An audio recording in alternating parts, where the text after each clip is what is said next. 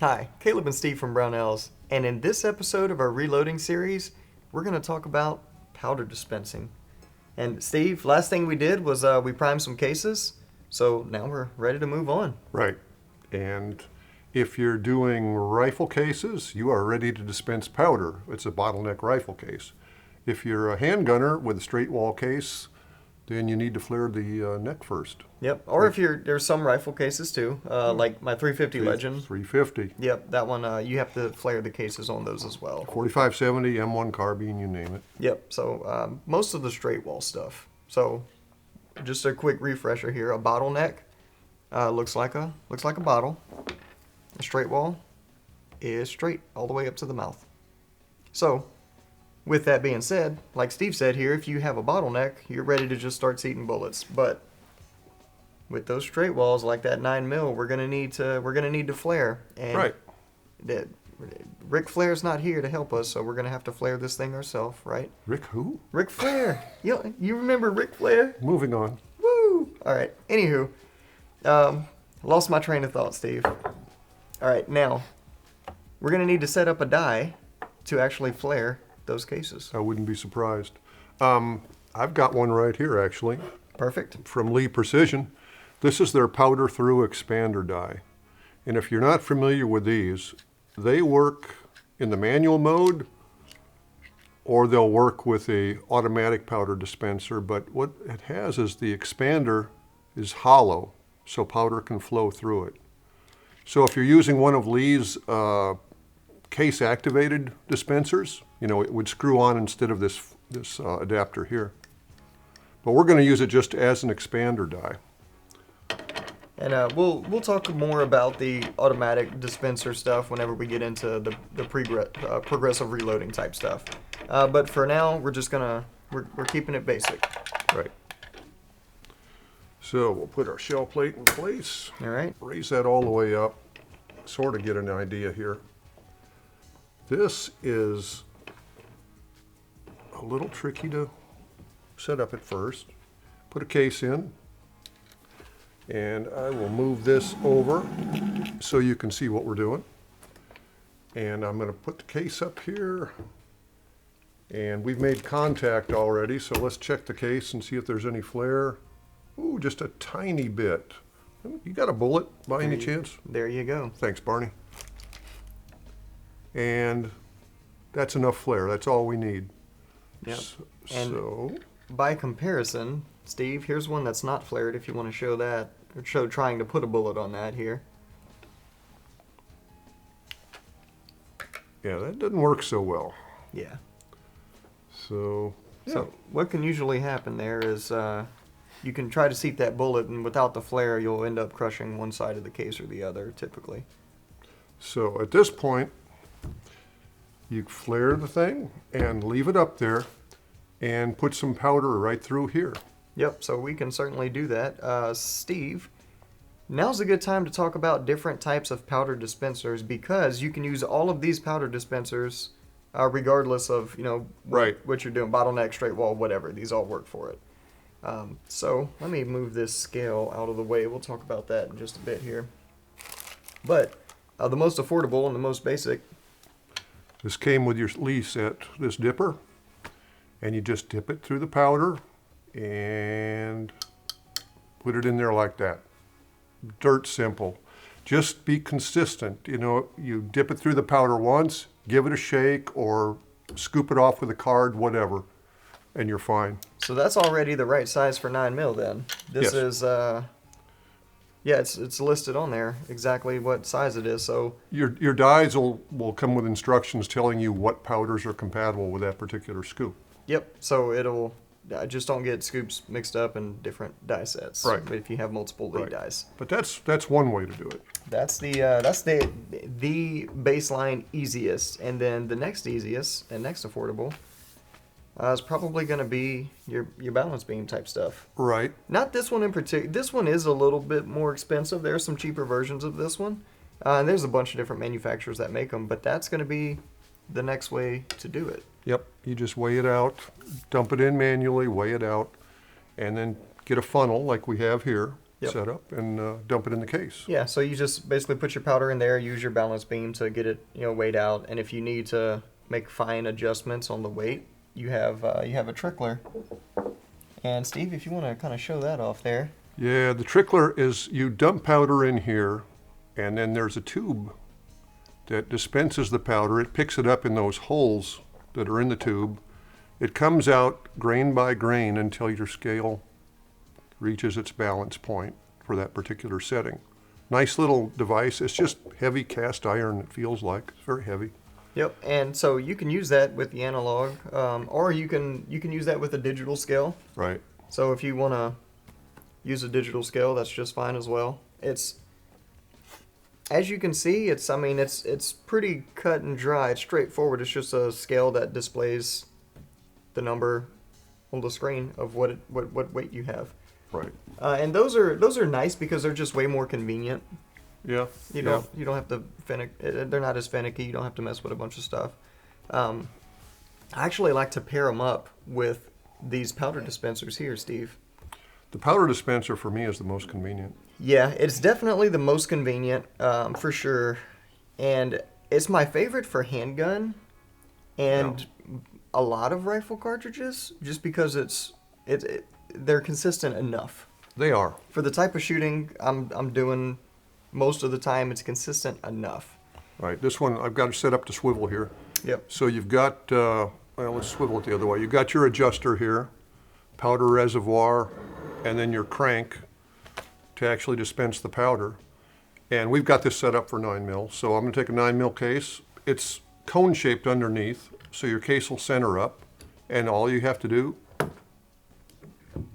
is dispense the powder, and we've got a case full with enough powder to propel that bullet. Yep, there you have it. Now you could also take your loading block and go right down the line, boom, boom, boom. And that makes it super convenient. If you're using a press like this and you're doing like 20 to 50 at a time, just charge them all and away you go. Yep, and also it's a good idea to double check your charge every so many rounds. Right. How many exactly is really personal preference. You could do every 5, 10, 15, 20 even. But an easy way to do it, because you can just look down there, because these are straight wall, you can look and see how much powder's in there. Just do a visual check. That first one's a double charge, the second one's a normal charge.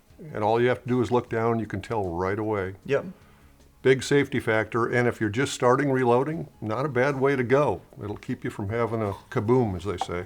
Yeah, and we mentioned checking the charge. Well, how do you check the charge? Because there's no actual scale on this thing. Right. That's where I like to use the digital scale, but you can use an analog scale as well. You can pour it in there, weigh it out, check it, make sure it's good, and keep going from there. Now, to get even more, I'll say precise for the most part, or just convenient, really, too, is a good way to put it.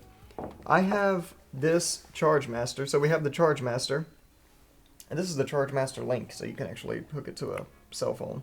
But so we have this one here. Then we have the Match Master, which is a more precise version And faster. This one, yeah, and faster. You got two tubes it's dispensing from. One for the main part of the charge and another one trickling to get it fine-tuned. This one's just one here, so it takes a little bit longer to dispense, but these are really accurate. To a tenth. Yeah, so To a tenth of a grain. I'll just show you how it works. Steve, give me a number. 20. 20. All right, so I already have this one calibrated and zeroed, which is easy to do as well. So we'll just punch in 2, 0, hit go, and the powder. I'll remove this just so the camera can see it a little better here. Once it gets close, it slows way down. Yep, we're at 19.7. Starts dropping grain by grain. 19.8, 19.9, and whenever it hits 20, you'll hear a beep. Yep.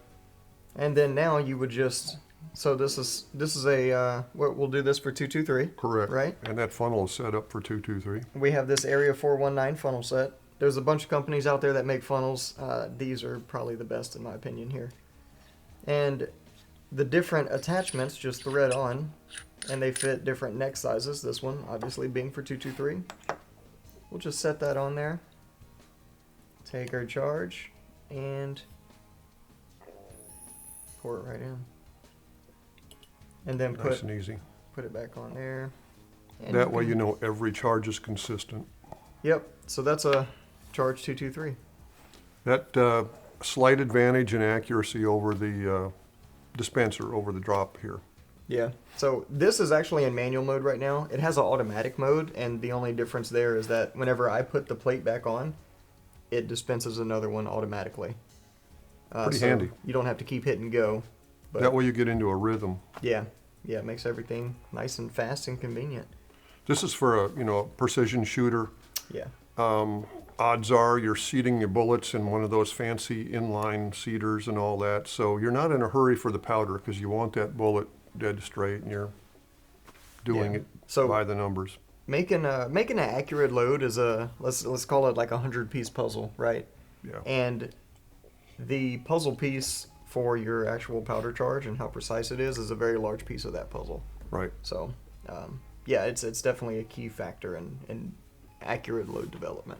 Yeah. Now, I'm not so picky with 9mm because most of my time with 9mm is just blasting at the range and having fun, so it doesn't matter. Yeah, it's going to be close enough for me to hit a steel plate, so it's not going to, Right. especially at the distance I'm shooting at. So, most of the time, you can be off a little bit and never notice it.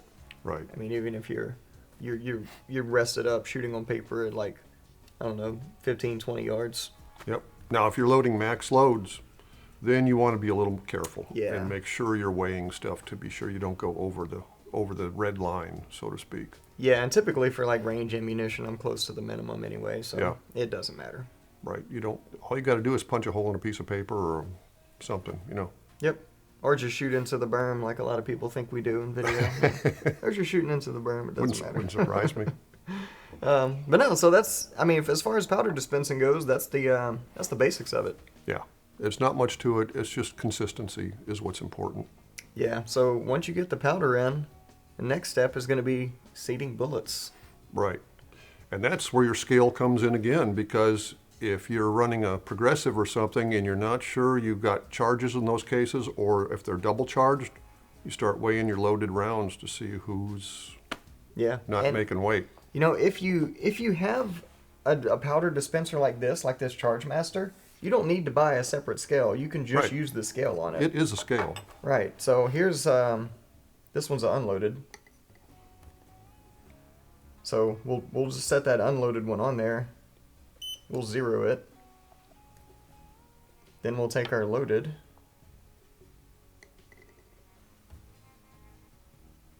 And it says 17.3, which is close because Those cases aren't even the same. these cases make, I don't aren't the think. same. Yeah, these aren't the same manufacturer. So there's some variance there, Yeah. which we can get into that later as well. But being that close, it's not double charged.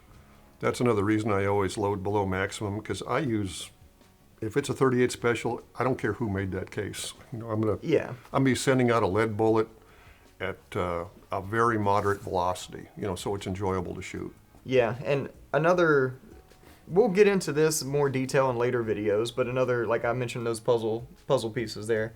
Another puzzle piece to that is using cases that are all the same manufacturer.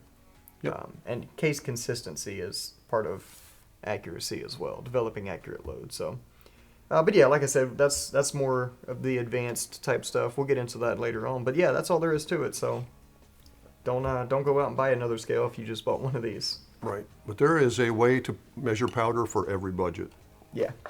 Yep. And you can't reload without measuring powder. So I used one of these for a long time when I started out. yeah, I've never done it that way, Steve. I gotta be honest. You can make good ammo with these.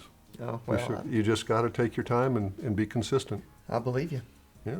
All right, so that's all there is to it. And so next we'll get into bullet seating, and then we'll probably go ahead and cover crimping in that one as well. You might as well. All right. So if you have any questions, comments, you have a piece of equipment you want to see us use, feel free to leave it down in the comments down below, because we like making extra videos for that stuff, especially user-requested videos.